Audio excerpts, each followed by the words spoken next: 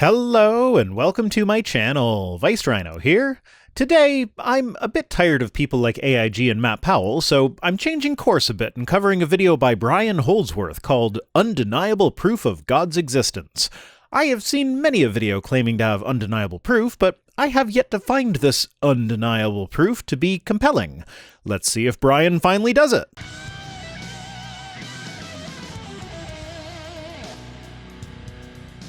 Both atheists and theists alike, on the question of God's existence, love to portray their position as being the more rational one. I mean, yeah, it's kind of a given that nobody likes to think that they are less rational than the people that they disagree with, but there is a whole spectrum of rationality here that is more than just atheist versus theist. I personally am accustomed to dealing with young Earth creationists. There's all sorts of rationalization going on in that realm, but when you look at the bigger picture of young Earth creationism as a whole, a lot of times one of their arguments to solve one problem will end up creating another problem over here with one of their other arguments. But then their fix for that will create problems with still more of their arguments, and the whole thing just comes crashing down. The Christian who is accepting of science while still holding their belief in God is more rational than the creationist in my view. But then, this is all confounded further by the various potential definitions of rationality. Normative rationality would describe how a person ought to act, whether or not they understand the logic and reason behind why they ought to act that way. Descriptive rationality describes how and why people do act, and prescriptive rationality describes how people should act given their current understanding and abilities. A creationist could be called rational based on descriptive rationality despite being normatively irrational, but that's a bit of a tangent. I mostly just wanted to touch on that point so I could point out how overly simplistic an argument is when you rely on a simple dictionary definition of rational to declare your opponent irrational. It's more complicated than that, and yes, from your perspective, someone might be behaving or believing things irrationally, but given their understandings and abilities, it could be entirely rational from their perspective, depending on what we mean by rational. So don't just plunk religious belief as irrational down as a conversation stopper. A lot of atheists, for their part, will say things like, "Prove it to me. You're the one making extraordinary claims, so give me irrefutable, extraordinary evidence such that it would be almost impossible for me to deny the proof that you've provided." That's a really weird way to say it, but yeah, that's the general idea. You are the one making the claim that a God exists, so the burden of proof is on you to provide evidence to back up that claim.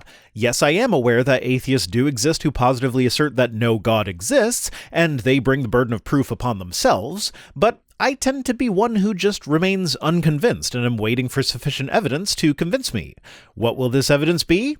I don't know. But if the Christian God exists, then he does know, and if he wants me to believe in him, then he is perfectly capable of providing me with the evidence that will convince me. And actually, as I have said before, I tend to be more willing to take on the burden of proof once the God claim gets specific, so generally I would be comfortable saying that no, the Christian God as described by the Bible does not exist. And this, by the way, is a standard of evidence that far exceeds anything that the natural sciences ever have to demonstrate. Standards of evidence for convincing people of things are necessarily subjective. As someone who has never seen anything that has thus far convinced me that the existence of a God is even possible, I will require less convincing if a scientist announces that they have made some new discovery than if someone says they have evidence for God. Of course, depending on the discovery. People are not in control of determining what level of evidence would be required to convince them of a particular proposition. It is entirely dependent on a combination of external and internal factors that can't be controlled. Personal experience and disposition come to mind immediately. Some people are just inherently more credulous than others and will have a lower standard by which they judge evidence. But sure, let's just lower the bar of evidence to match anything in the realm of science. Do you have an experiment to show that a God exists that is adequately controlled, repeatable, and will pass peer review? That's the bare minimum. And in the scientific world, that won't get your hypothesis to the point of becoming the scientific consensus. That's just the starting point that indicates more research is necessary. Can you at least match that? Because you're saying not only do you have to provide a perfectly sound argument, you also have to perfectly address whatever particular subjective hangup I have as an examiner in this question. I mean, Just having a logical argument doesn't actually get you anywhere. It's a start, sure, but you don't see scientists publishing the logic behind an experiment without actually performing the experiment to see if it holds up. That's actually part of the purpose of the experiment. Usually the hypothesis is derived logically. If premise A is true, then doing action B will result in conclusion C. Maybe they don't form their hypotheses as a syllogism, but it's based on logic. So then they perform their experiment, analyze the data, and see if the logic actually got them to the conclusion, and if it failed to do so, try and isolate the reason why. So forget my personal hang-ups. If all you have is a logical syllogism, then that isn't enough even before we get to what I might or might not be hung up on. And theists, for their part, because they love to evangelize, will often try to rise to that occasion. They'll say things like, well, I heard this thing called the cosmological argument one time, and it goes something like this. Or they'll say, I once heard this thing called the ontological argument. It's very clever. If you think the ontological argument is clever, then you need to re-examine your standard by which you measure cleverness. For those who may not be aware, the ontological argument is basically, if I define God in such a way that he must exist, then he must exist. There is more to it than that. This definitely wasn't me steelmanning that argument, but it is quite possibly the worst argument for God that I have ever heard. And so they'll begin and they'll debate back and forth until by the end, they haven't really found any common ground and they both walk away seemingly self-satisfied that theirs is the more rational position. But if both were more honest with themselves, they'd have to admit that their reasons for believing or not believing have far less to do with rational inquiry than either would like to admit, just like a lot of the other motivations we find to make important decisions in our lives. This is quite possibly true, but your mileage will vary. Yes, we are rational beings with an intellect, but we are also emotional beings with passions. And it is those passions that tend to dominate far more of our decision-making process than most of us, especially the intellectual types among us, would care to admit. See, now when speaking about religion, this is where you lose a lot of former Christians. One of the most common deconversion stories I've ever heard is that the Christian starts to feel doubts creep in, but is emotionally attached to the religion, so wants to find reasons to continue to believe and remain a part of the religion, and after much searching and examination, feel their belief that they are trying to hold on to slip away against their will. That is definitely how it happened for me. So now, if you come to me and claim that I am holding on to my atheism for emotional reasons, the emotion was literally what kept me away from admitting to myself that I had become an atheist for years, so that just kind of takes the air out of your point. Arguing like this, as though you know the inner thoughts and motivations of your interlocutor, will result in frustration at best. You ain't gonna change someone's mind by telling them that you already know their mind, especially when you are wrong about what you claim to know. Take the person you vote for example. Very few people consistently vote for someone based on purely coherent and rational grounds. What is your source for that statistic? This seems dangerously close to just generalizing based on your preconceived notions.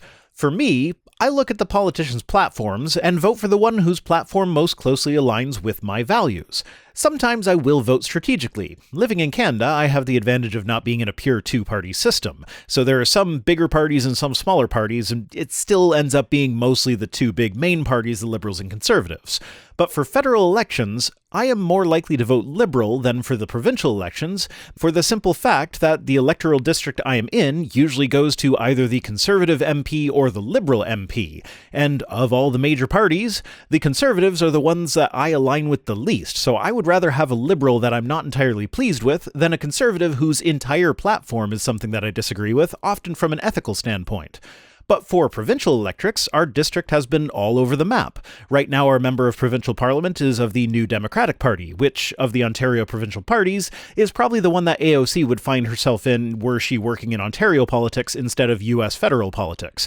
The Liberals would be establishment Democrats, and the Conservatives would be Republicans. Roughly.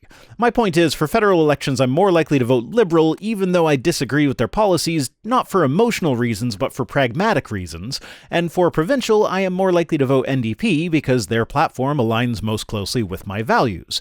My point is, I put a lot of thought into who I vote for. That's not an emotional decision for me. For example, you've probably seen some of those videos where someone will go out onto the street and ask somebody a series of questions about public policy or a politician. And they'll usually start by saying something like, do you like such and such politician? Let's say Donald Trump. And they'll say, no, I hate Donald Trump. And then they'll say, okay, do you agree with these policies? And then they'll list out a litany of policies, and they'll say, yeah, I agree with that. And then at the end, they'll close the trap and they'll say, aha, those are Donald Trump's policies. Yes, we've all seen that. It goes both ways. You can find it for Trump or against Trump. Man-on-the-street interviews are notoriously easy to manipulate to make it look like whatever you want it to look like, because you are accosting unprepared people and can choose to edit out any that give answers that you don't want to show. At best, man-on-the-street interviews are amusing. At worst, you get Ray Comfort's YouTube channel. Now I'll bet you're wondering, does he play clips of the type of interview he just mentioned? And yes, the answer is yes he does. And I am skipping it because it is entirely irrelevant to the point of the video. Those are all Donald Trump's policies. Oh, God. I hate him. I know I said that I was going to skip it, but I had to show you what I was dealing with here. My first watch through, I was actually trying to pay attention, but I couldn't because Fat Spider-Man back there is taking pictures with people in the background and he's just too damn distracting. And he was in the background of a bunch of those shots. People, it seems to me, don't tend to vote for the person that they agree with necessarily.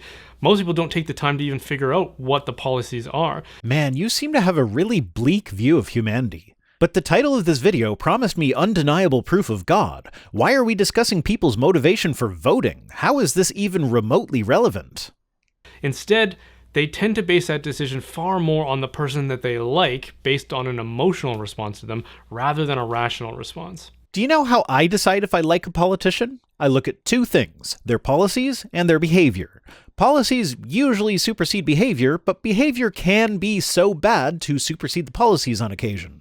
What about the car you drive? Did you buy that car purely for rational reasons? Did you survey all the variables and assess whether this car was going to be the exact right fit for your lifestyle and your budget? Yes, I did. I test drove about 10 different cars before buying the one that I have now, and I researched them all thoroughly before I went out to test drive them, and there were others that I liked more than the car that I have now.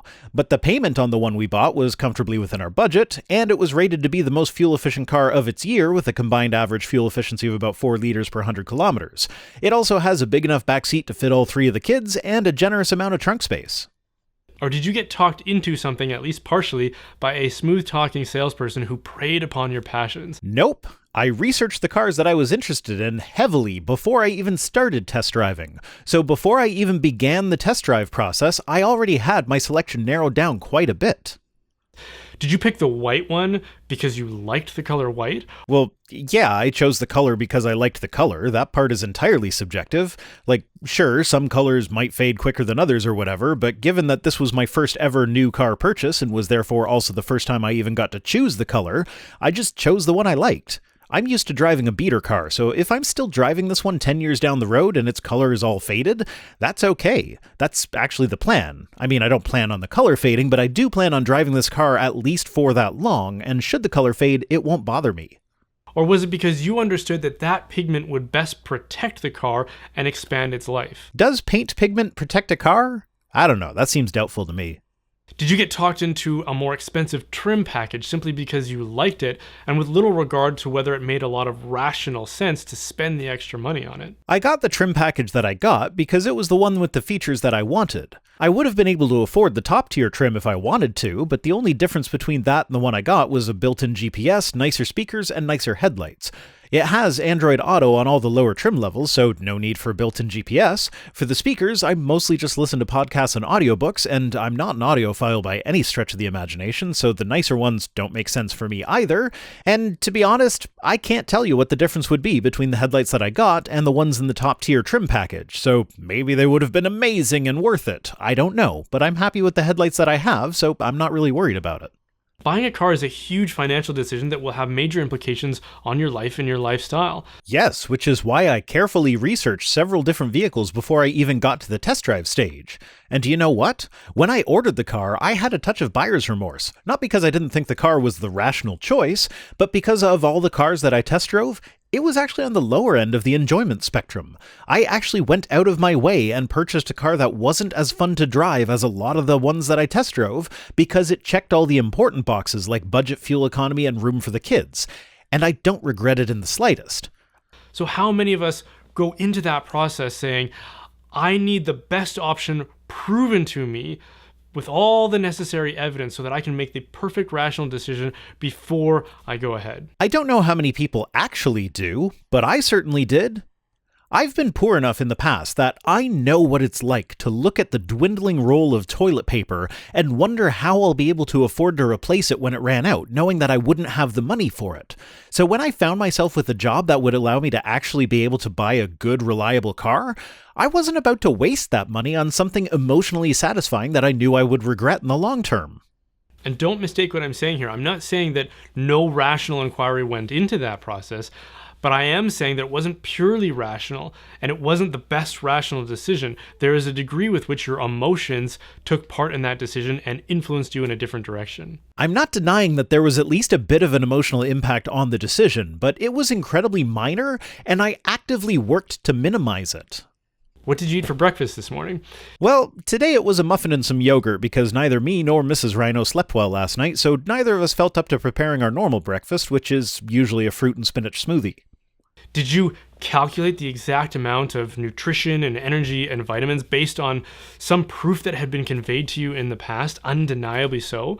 For the muffin and yogurt, no, that was a we're both feeling lazy decision, but our usual smoothie breakfast is something that, just from a what do you feel like eating standpoint, both of us could do without.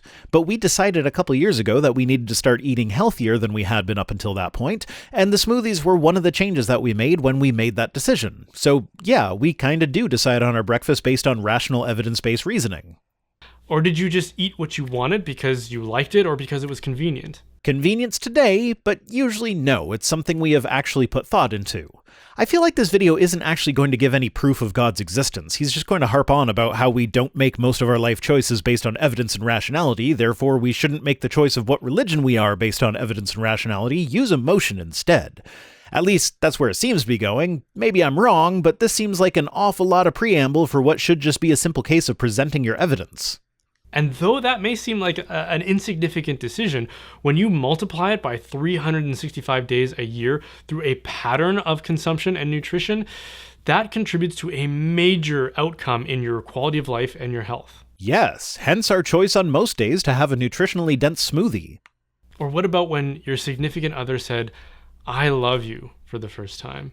Did you cross your arms and say, that sounds nice, but I'm going to need some empirical proof. I'm going to need to see love proteins microscopically flowing through your veins before I'm going to adopt any conclusion about that? No, for that one you would need to see a pattern of behavior first. If they said, "I love you," but their pattern of behavior left you feeling like you were not loved, then you wouldn't just take them on their word when they said it. You need the evidence first. And that, as emotional as it is a good example of how belief in a proposition is not a choice. If someone says, "I love you," but has not treated you in a way that you interpret as loving, you can't force yourself to believe that they do love you when the evidence that you are aware of demonstrates that they don't. Now, of course, it is possible to emotionally abuse, manipulate, and gaslight people into thinking that non-loving behavior is actually love, but that is not a healthy relationship by any stretch of the imagination. And that's actually the category that God's love falls into for me. People keep telling me that he loves me, but I have seen no evidence of it. Now, I can almost hear the apologists writing their responses to this, saying that I was once on the brink of poverty, but God got me to a point in my life where I am at least financially stable. I'm not wealthy by any stretch of the imagination, but I'm not worried about whether or not I'll be able to buy food for my kids. Clearly, God is taking care of me.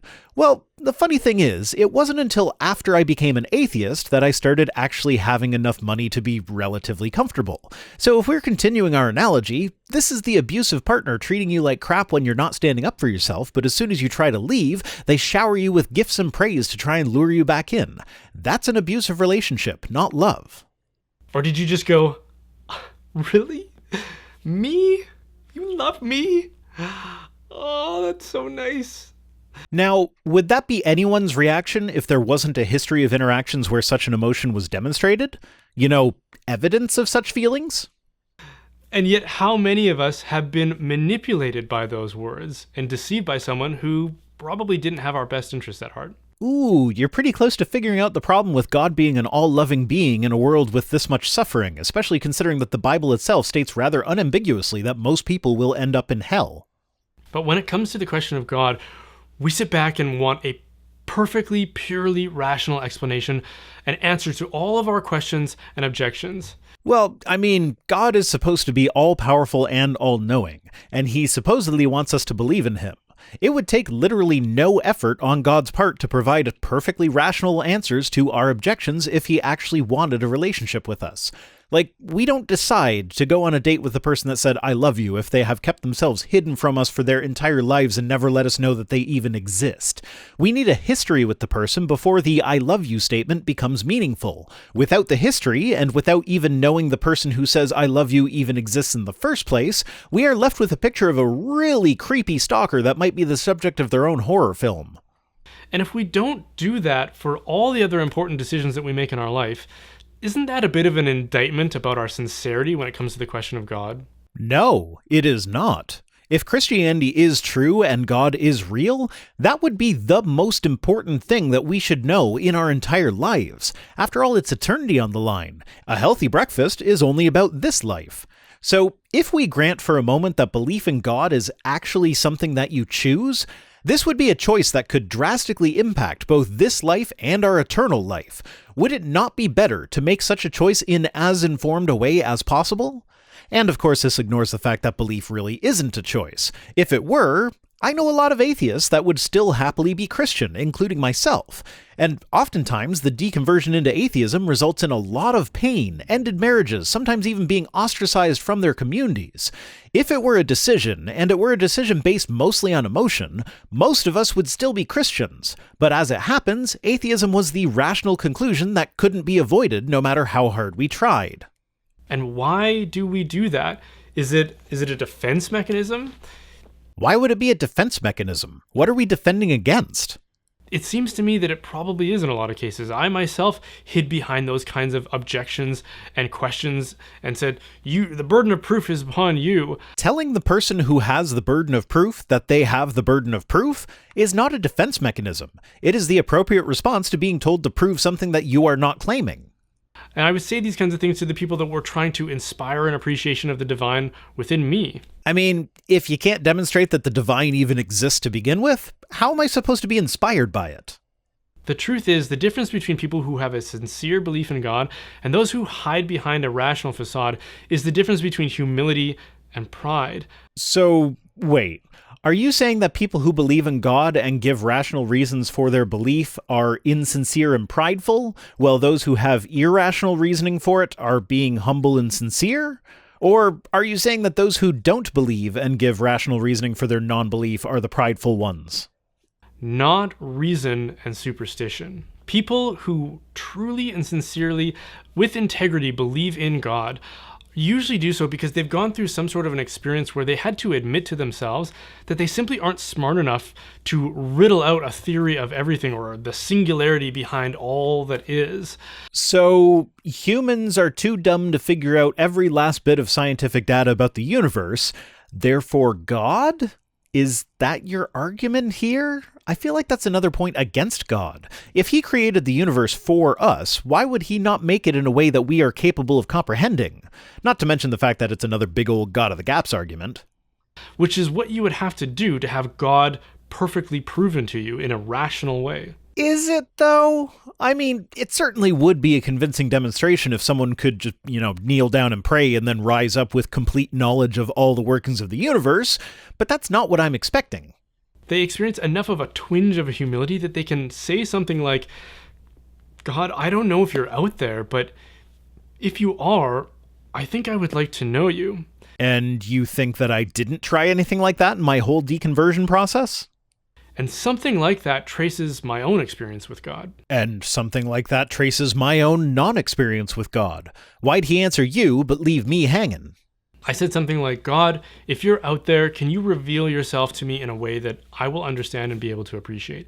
And now you get to assume that anyone who hasn't had a personal experience just wasn't sincere about wanting one. Great. And he did. I experienced something very personal, and very difficult to explain. It would be like trying to explain the color red to somebody who is colorblind. Red is the color of light whose wavelength falls in the range of 620 to 750 nanometers. Sure, that's a description that won't help them with picturing the color, but at least they can know for sure that it exists and measure it using the same equipment that a non-colorblind person would use. Now, that's not to say that there isn't a rational dimension to this faith. As soon as I had that experience, I sought to try to understand it through philosophy and theology, as well as to defend it among those who were lining up to object to this new thing that I was adopting. So, in other words, once you made your decision to believe in God without a rational basis, you were then able to engage in some post-hoc rationalization to defend your conclusion. Gotcha. And I found countless perfectly sound arguments for reasons to believe in the existence of God. Did you, though?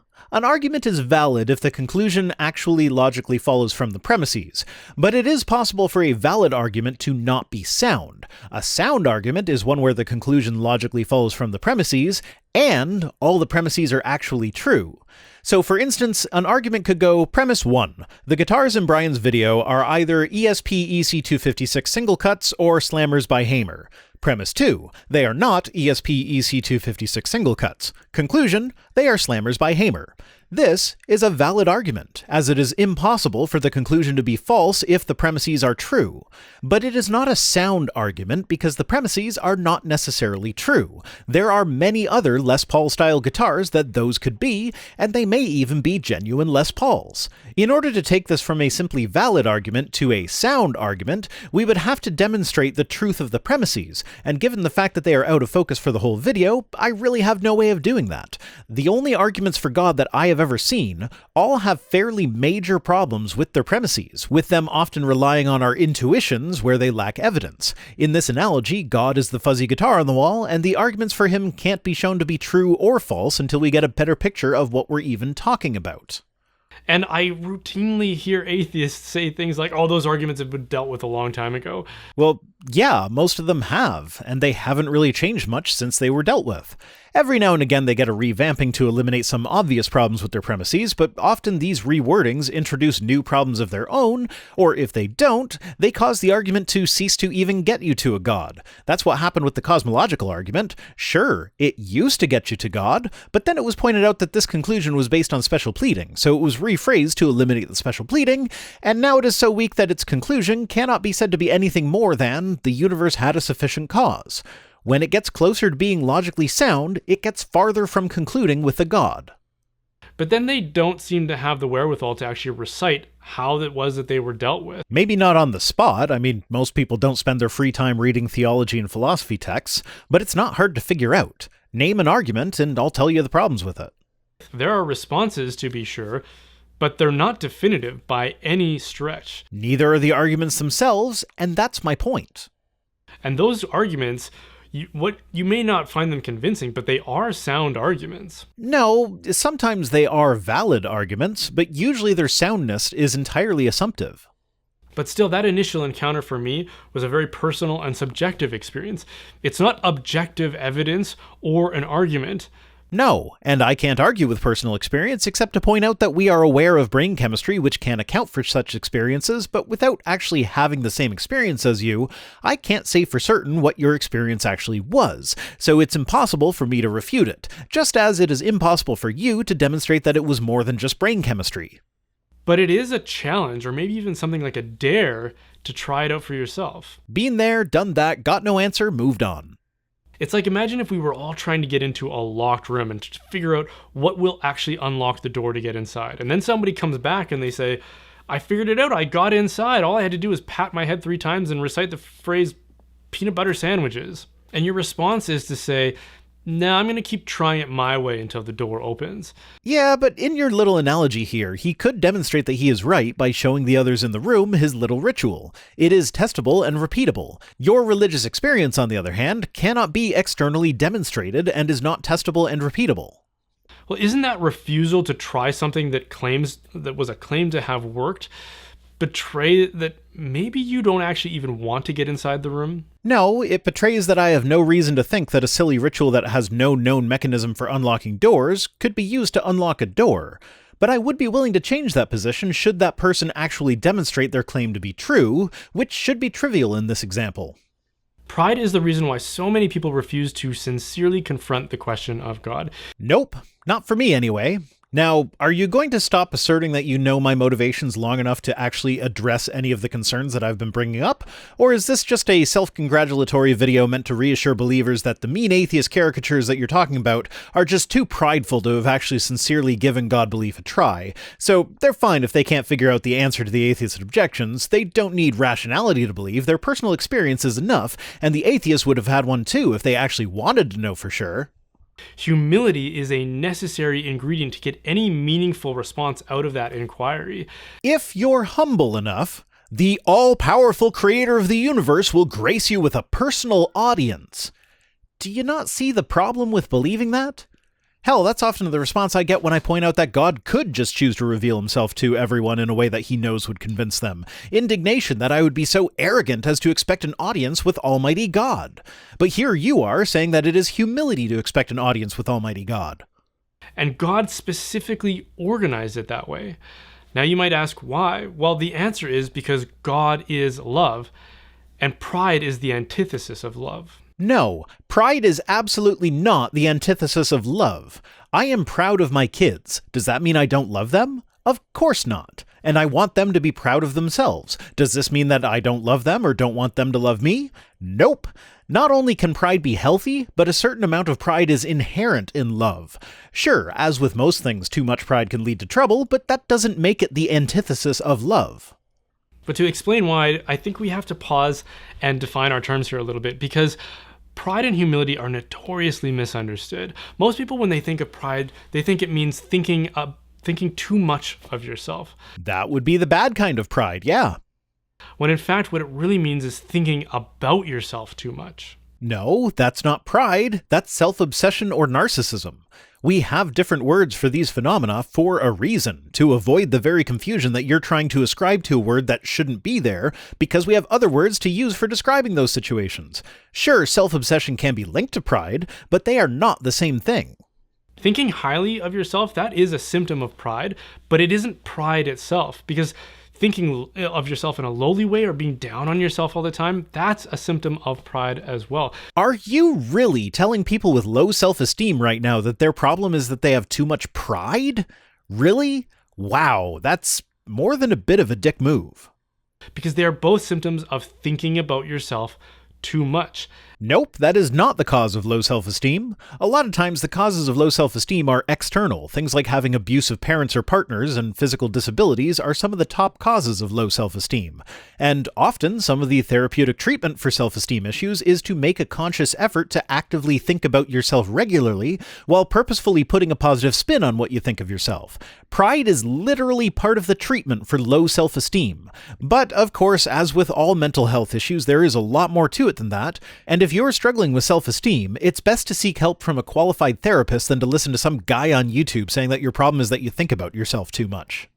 And it's a very irrational disorder. That's actually true, probably accidentally. One of the listed practices that can help with low self-esteem is that when you find yourself saying negative things about yourself, stop and look for objective evidence for the negative thing that you're saying, because it usually just isn't there. Just do the math. There are over 7 billion other people in the world with their own unique stories, interests, desires, and needs, yet you and I overwhelmingly spend all of our time fixated on ourselves. I mean, I don't experience things from those other 7 billion people's perspectives. I do experience things from my perspective. It makes sense that I would spend more time thinking about my own perspective than every other human being on the planet. We think about our own desires and needs and wants at an irrationally disproportionate rate to other people. Why is it irrational? It is literally physically impossible for me to consider 7 billion other people's perspectives, even just for a little while. It is perfectly rational to not waste my time trying to achieve something that is known to be physically impossible. And it's this self-obsession that makes it difficult to consider the needs of others, which is why it competes with love. On the contrary, I know that if I treat others with respect and kindness, they are much more likely to reciprocate than if I just demand that everyone give me what I want. So you can even arrive at loving behavior through pure selfishness. There's also empathy. Whether I like it or not, I feel bad when I see other people feeling bad. So I can do what I can to make other people feel better from a purely selfish perspective of I don't want to see them feel bad because it makes me feel bad. Now, are these the best motivations to base loving behavior on? No, of course not. But the fact that it does happen demonstrates that your statement about this warped definition of pride being the antithesis of love is not true. Love means to will the good of another person, but if you're directing all of your attention on yourself, you're not going to consider the needs of another person. That depends on the person. Entirely. Different people respond differently in the same situation. Some will not consider the needs of the other person. Some will consider the needs of the other person out of love, empathy, compassion, whatever. Some will consider the needs of the other person because of how it will affect them personally. And hiding behind this idea that unless somebody can prove it to me beyond a reasonable doubt, as we've shown with other aspects of life, this is just an excuse to continue avoiding the demands of God's love. Nope, you have not shown that. You have asserted that, without evidence, based on your assumption that you know exactly how people have thought about the God proposition. That's it for this one. It seems that the undeniable proof wasn't so much him presenting undeniable proof, but rather explaining why expecting undeniable proof is unreasonable, and also explaining that he knows exactly why atheists are atheists. So, this was ultimately a self-serving feel-good video for Christians who don't understand why flawed arguments don't convince atheists. Today's comment of the day comes to us from a bunch of you guys who were all asking on my last Matt Powell video whether or not he was using music from Halo. And yes, I can say that he was indeed using music from Halo. And no, I highly doubt that he is using it legally. However, YouTube copyright bots go easy on video game music, probably because of game streamers. So yeah, that's a potentially nice piece of music that has been ruined for me through association. Thanks for watching. Special thanks as always to my patrons, Lynn Dobbs, Mark McManus, What Jesus, and all the rest. And also my recent PayPal donors, Synesis Incorporated, Permine, Charles, and Peter, who are the pride who go before the fall that is my channel. If you'd like to be self-obsessed, you can join us on Patreon for as little as $1 per week over at patreon.com/ViceRhino. If you feel so inclined, you can also support the channel through direct donation or my Amazon wishlist, which are linked in the description. If you'd like to listen to my videos in podcast form, the link for that is also in the description, as well as links to my social media accounts and my P.O. Box address. See you next time!